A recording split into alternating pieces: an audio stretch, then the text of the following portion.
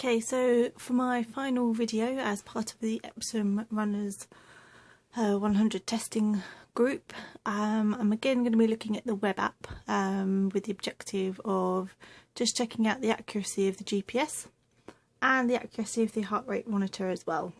So as my previous video, I'm going to compare it to Garmin on the 920. And yeah, so okay, we'll start with the map here. I'll just scroll down a little bit.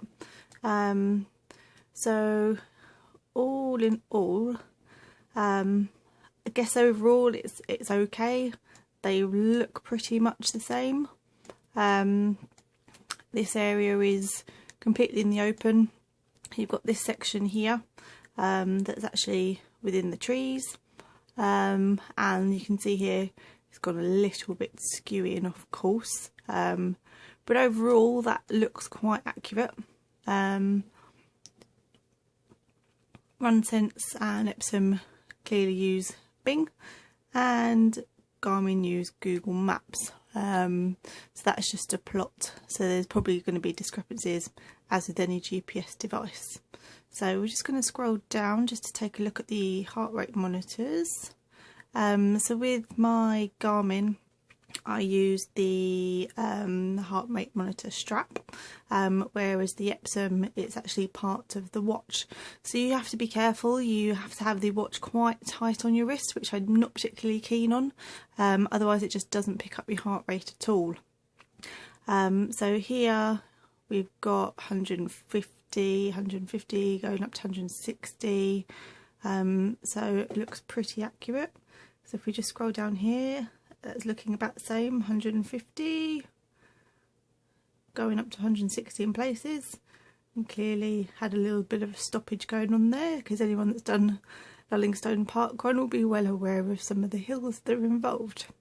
So we've got here an overall average heart rate of 159, and I'm just trying to see whether or not there is anywhere on Epsom that actually gives you an overall heart rate. So here we've got it for each lap, but can't quite see where you can see it for the overall. So let's just see if I can scroll down and look at my split times in Garmin.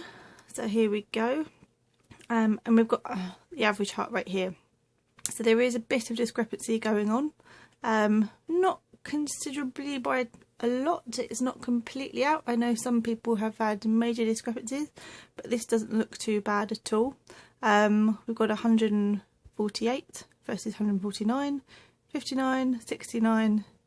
Yeah, that's pretty damn accurate, to be fair. And then the average pace, again, a little bit discrepancy. I'm actually looking at the wrong column there. Average pace, here we go. So we've got 1221 versus 1228, 1256 versus 1311, 1058, 1027, 937 versus 1843. So that may well be where I stopped the Epsom watch as I was walking away at the end of the run. So to be honest, in comparison, they are pretty much like for like. Let's just see elevation gain. Let's just look at some of the differences here. So again, we've got stride. Let me just look at my cadence here and my stride length. Slightly annoying because I think these are inches. That looks like centimetres, metres, so I can't really look at those two. Have we got calories? So we've got 109 versus 120, 121, 140, 103, 119. So again, there's a little bit of discrepancy going on there, but I think with any comparison, there's always going to be a little bit of a difference.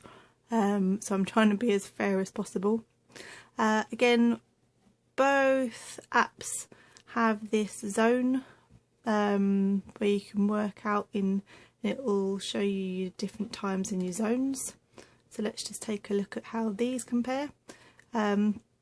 Looks like there's quite a lot of discrepancy going on here. So zone 1, I'm at 1%. So I imagine that's this one here. We've got zone 2 is 8%.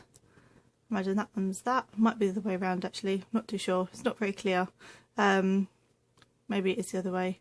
But either way, there's quite a lot of discrepancy. Obviously, the trick with Garmin is it gets to know you and it will adapt accordingly. I'm not too sure whether or not Epsom's got that facility, but it's heavily based on your heart rate. So if the heart rate monitor isn't secured onto your watch, if your watch isn't tight enough against your wrist, your heart rate is going to be slightly out. So yeah, that concludes my final review. All in all, GPS is quite accurate. Heart rate is a little bit discrepancy. We've got this little section here where obviously going into trees it's lost the signal slightly, but overall it's quite a good comparison.